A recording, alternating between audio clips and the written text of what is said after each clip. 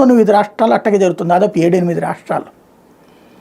దానికి గతంలోనే సుప్రీంకోర్టు ఏం చెప్పిందంటే సీనియర్లుగా ఉన్నటువంటి వాళ్ళది ఒక 5గురు లిస్ట్ తయారు చేయాలి, కేంద్ర ప్రభుత్వం దగ్గరికి పంపించాలి. 5-10 మంది ఓ లిస్టు కేంద్రానికి పంపించాలి. అలాగని కేంద్ర ప్రభుత్వం దగ్గరికి కాదు, యూపీపీఎస్సీ దగ్గరికి పంపించాలి. దానికి ఒక బోర్డు లాగా ఏర్పాటు చేశారనమాట. వాళ్ళు అందులో ఒక 3గురిని సెలెక్ట్ చేస్తారు. అది త్రూ కేంద్ర ప్రభుత్వం రాష్ట్రం దగ్గరకు వస్తుంది.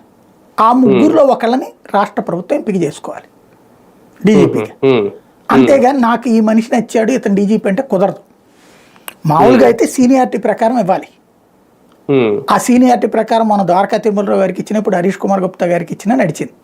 కానీ ఇక్కడ సీనియారిటీలో ఒక ఆయన పిఎస్ఆర్ ఆంజనేయులు ఉన్నారు డీజీకి, సునీల్ కుమార్ ఉన్నారు. వీళ్ళిద్దరూ అందుకోసమే అప్పుడు జగన్కి ఏమైనా ఫేవర్గా ఉన్నారేమో, నెక్స్ట్ డీజీపీ అవడం కోసమే. ఈరోజు గవర్నమెంట్ పడిపోయింది, వీళ్ళు వచ్చారు. అప్పుడు హరీష్ కుమార్ గుప్తా గారు లైమ్ లైట్లో లేకుండా పక్కన ఉన్నాడు. ఇప్పుడు వీళ్ళిద్దరిని లైమ్ లైట్లో లేకుండా పక్కన పెట్టారు. కానీ డీజీపీ ప్యానల్ అప్పుడు కంపల్సరీగా ఇలా పేర్లు పెట్టాలి. వీళ్ళతో పాటు ఇంకో 2 పెట్టాలి.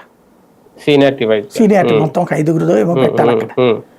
ఇట్లాంటి సందర్భంలో అక్కడికి వెళ్ళాక వాళ్ళు తేల్చకుండా తీసేయకుండా ఇక్కడే వాళ్ళని అనర్హులు అని చేసేయటం, లేదా అక్కడికి వెళ్ళాక వాళ్ళు డీజీపీ లిస్ట్ ఇచ్చేటప్పుడు వీళ్ళ పేరు చెప్తే మేము ఈ కారణంగా వీళ్ళు వద్దు అనుకుంటున్నాం అని చెప్పడం, తద్వారా వీళ్ళకి డీజీపీ అవకాశం చెడగొట్టడం. రాదు అంటే ఆల్రెడీ సస్పెన్షన్ వేట్ ఉంటే కూడా